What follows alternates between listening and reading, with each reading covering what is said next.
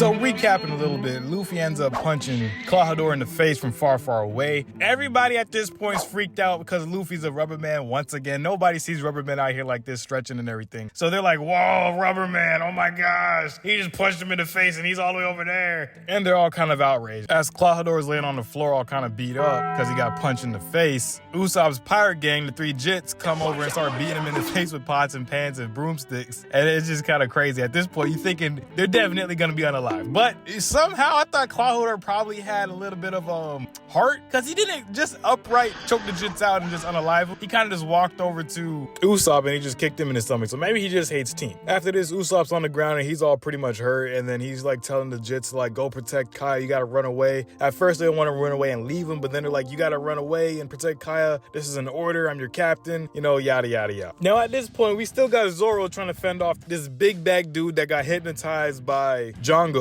and turned into an even bigger bag dude, and he's still trying to fight him off, but he does it like Zoro would do it, very swift and clean. He kicks him in the face, gets the big bag dude up off of him, then he slices him through, and then he's gonna go and put out his sword cleaves into like the air, and then the sword's gonna fall right into the cleaver slots. I don't even know if they're called cleaver. I think cleaver is a sword, but the slots of the sword are the katana slots. I think he puts them in the katana slots. Is that the name? Anyway, now that Butchie is down, that's one of the meowban brothers, the big bag dude, I can call him Big Bag. The new focus is on Clawhador, which Zoro and Luffy are about to take up. So Zoro and Luffy about to take him up. Usopp's still on the floor hurting like a wimp. Zoro, it's okay, we got this, go find the others and we'll go from here. Usopp does like 2 minutes of trying to get up, trying to hit like a whole spiel of like, I will fight to protect the others, and doing all this extra stuff. And at the end of it, he still can't even get up. And then Zoro has to pick him up and then run into town and go find the others, because of course he don't really know the island like Usopp does, so he has Usopp on his shoulder looking for Kaya and the three Jits, and it was kind of pitiful with Usopp's part. He didn't even get beat up too bad like the other did. He just got kicked around a bit. You know, oh, he did get slapped in the head with the hammer though, so he kind of had a reason that he was feeling pretty beat up. But yeah, he's on Zoro's shoulder now in the woods trying to go find Kaya and the Jit. Now, one thing I wanted to add, just before Zoro ended up picking up Usopp on his shoulder, the pirates with Clawhador were actually laughing at Usopp and everything, making him seem like a clown for, you know, crying and being in pain and,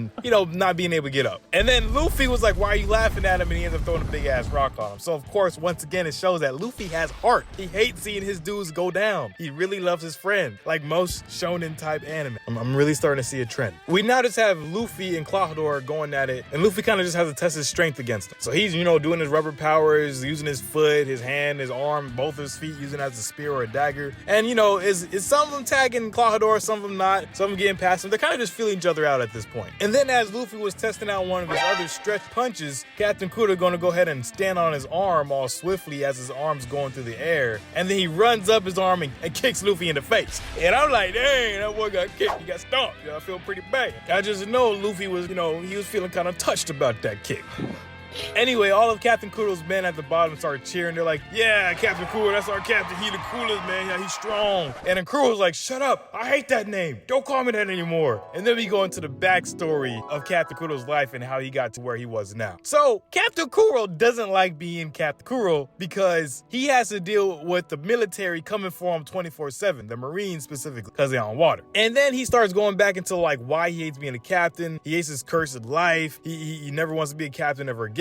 So as he's on a raid or as he's out in sea, the Marines come at him one day, and then he's like trying to figure out how can he get away from his life. He's talking to Django, talking about, you know what, I'm not doing this, isn't fit for me. I don't want to be a captain pirate anymore. This sucks. So he devises a plan where he sails on over to the Marines by himself, and he takes out their whole ship. Their whole platoon is gone, wiped out. Django tells the men on Captain Kuro's ship to go over there and get on board, and then all the captain pirates and everybody that are with Captain Kuro see that he took out the whole fleet by himself. And then Django ends up hypnotizing one of Captain Kuro's pirate gang members, convincing himself that he is actually Captain Kuro. And he's getting captured by one of the Marines that Captain Kuro let live. And then Django also hypnotized the Marines, saying that I'm one of the last Marines that were able to survive, and I, you know, defeated Captain Kuro and I'm bringing him in. But this is a double, it's not Captain Kuro. So that's when the plan started going into action. Once they executed Captain Kuro, that name should leave and never be a part of him again. And then he's back on land in this little town where he's trying to change a whole name for himself himself as Klahadore. And now he's trying to execute the plan of taking out Kaya, Usopp's old lady, and getting her to get hypnotized before he takes her out, signing her will, basically stating that all of her property goes to her butler, Klahadore. And then he's supposed to be living on the island happily ever after. This is kind of just a crazy, wicked plan. Dude, he's losing it.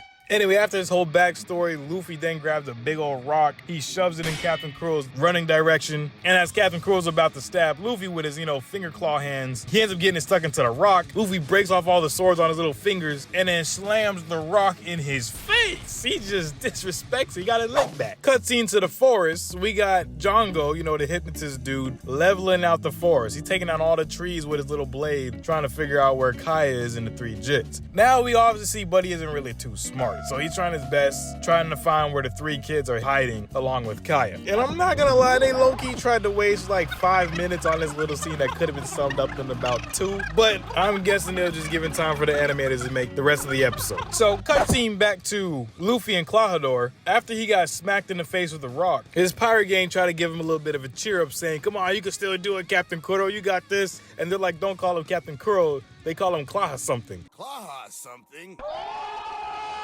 And then again, I guess they took the name as literal, so they started saying, "You can do it, Klaha something." And this pissed Klahadore off, respectfully, because you obviously see how stupid his squad is. Like, they would piss me off. So he was like, "Shut up, I don't want you calling me nothing. Don't even try to cheer me on," type stuff. And he goes and starts talking about how he's actually going to unalive all of them once all this is said and done, because they shouldn't even know who he was either. They're also part of the wiping out the Captain Klahadore name plan as well. Luffy's like, "You pretty much suck as a captain. Even Usopp is better than you." And this is when Klahadore starts going into his little pussyfoot mode again and starts tap dancing all around everybody. He was pretty much set off by him being compared to Usopp, so he started doing a little maneuver with his feet, and somehow Luffy caught his bluff. Luffy was like, "I'm gonna swing my arm out," and he slammed him into the rock, and this also got him kind of more upset. So he's like, "You know what, you're really gonna see what real pirates are like now." And he started doing a little jimmy schwangle in the wind, moving from side to side, like doing his little jig at a party or something. And pretty much his whole crew was like, "Oh no, he's moving from slide to slide. He's doing that maneuver. Why is he doing that? He's only fighting one boy."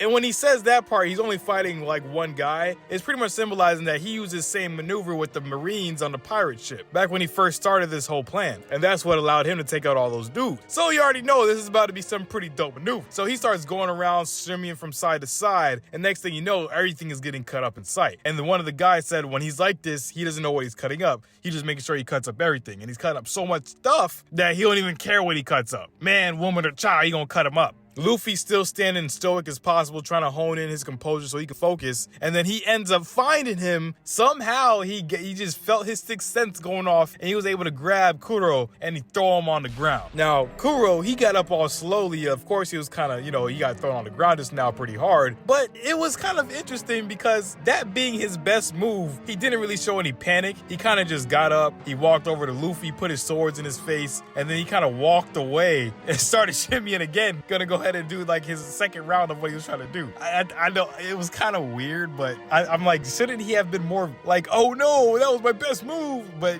they didn't do that. I don't know. This anime is pretty interesting. I feel like they gave a little bit more character development or personality traits to the characters back in the 90s or something.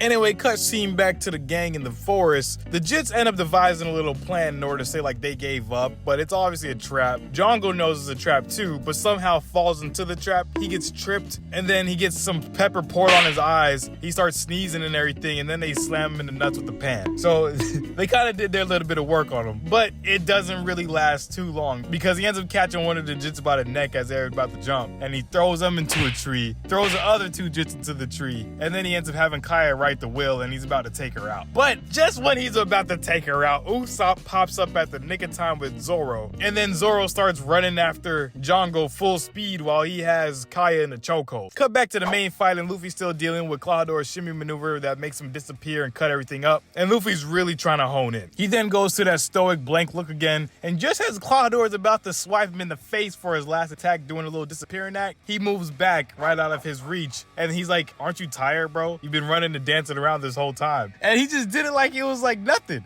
Yet, Klahadore still isn't too phased, so maybe he has a little bit more tricks up his sleeve. He ends up walking away saying that was just a warm-up.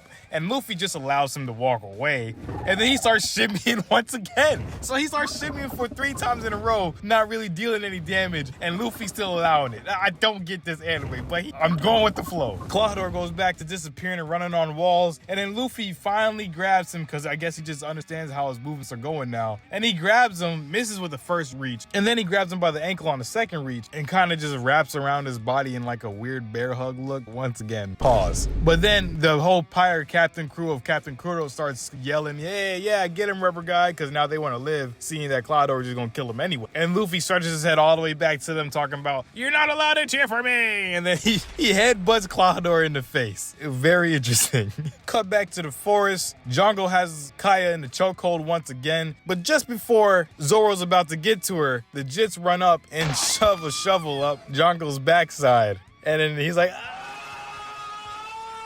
so he gets penetrated in the back by a shovel. And then he ends up kicking the kids off to the left. So Zoro's still not able to reach Kaya in the nick of time this time. So he cuts a branch off. And then Usopp lands an exploding slingshot ball to the face of Django. And then he gets knocked out. After Luffy knocked out Clawhador, all of Clawhador's pirate crew was like, whoa, he just knocked out Captain Kuro. Who is he? He just beat him. And Monkey D. Luffy's like, I'm Monkey D. Luffy. And one day I'm going to be king of the pirates. So you should remember my name. You know, he said on big business. Making it seem like he's a big shot. So he ends up grabbing Captain Kuro by the neck, throwing him all the way down where the Captain Pirate crew is, and then they all run and scurry onto ship. Now, I don't know if they took Captain Kuro with them, but we didn't see him on the ground when they were running away. So I'm guessing they took him with them on the pirate ship, but that's kind of dumb because they're about to get unalived on the pirate ship now. But anyway, they end up going off. Nami ends up going over to Luffy after they're running away, and Luffy ends up talking to her a little bit, saying how much he hates pirates like that. You know, friends shouldn't act that way towards their friends and all this other extra stuff. And Nami's like, bro, I don't know if you haven't seen it, but pirates really aren't the nicest bunch of people. Luffy ends up changing the subject by saying he wants meat, and then we cut scene back to the kids in the forest. After this, pretty much all is said and done. The Jits are okay. They don't really have any real damages. Kaya is still, sick, but she's okay as well. Zoro bandages up his arm a little bit. Usopp's okay. He gets back on his feet eventually, and everything's pretty much going back to normal. Now, we do have a little bit of heartfelt moments where Usopp disbanded his pirate crew with the 3 Jits, talking about the good old days, how they first became their little pirate crew and all this kind of stuff. They're kids. And, it's kind of sad to see that Usopp has decided to set sails and go off on his own. Now, I predicted that he wasn't going to be a part of Luffy's pirate crew at the end of it, but I was wrong. He ended up joining Luffy's pirate. So he ends up packing up all his clothes and everything in his house, and also goes into like a kind of a back end story of how Usopp began his whole tale of lying to the town. His mom was sick and his dad was already set sail on the seas, and his mom ended up dying, and he'd always come back to his mom saying the pirates are here, and he knows that his dad was a pirate, so he's trying to get his mom, I guess, to be a little bit more in good spirits with his lies and, terrible lying behavior, which once again, he's kind of stupid, but, that's what he did in order to make his mom kind of happy, which she would just play along with until it was her last breath. Kaya ends up meeting Luffy and the gang in the shop as they're eating, and they're about to head out, but Kaya surprises them with their ship, and this is where the big ship comes into play. I've been waiting to see, because how you see the little things on Google where you see like a big pirate ship that Luffy's on. It's like the iconic pirate ship. So the next thing I'm looking for eventually is how he got that big ass X on his chest. But right now I figured out how he was able to get the pirate ship, and Kaya ended up gifting it to him, which is really cool. This is the start of it. And the ship name is the Going Merry. And then Usopp ends up coming rolling down the hill because he has a whole bunch of crap in his backpack for packing from his house. And then he also joins their pirate crew. Now, like I said, I thought he was going to be his own pirate captain, but I guess I was wrong. He ends up joining their crew, and he ends up becoming a part of their pirate captain crew, which is kind of dope. So that's pretty much it for now, man. So far, we started to see that Luffy's really building a name for himself. Brother done beat 3 big-time pirates that has a name already, and they're all like middle-aged pirates. So him as a teen is having a really good name for himself. He's basically like beating pro pirates right now. So that's it for this one, man. I hope y'all come to the next one. Please subscribe, like, and comment, and I'm gonna see you in the next video. Peace.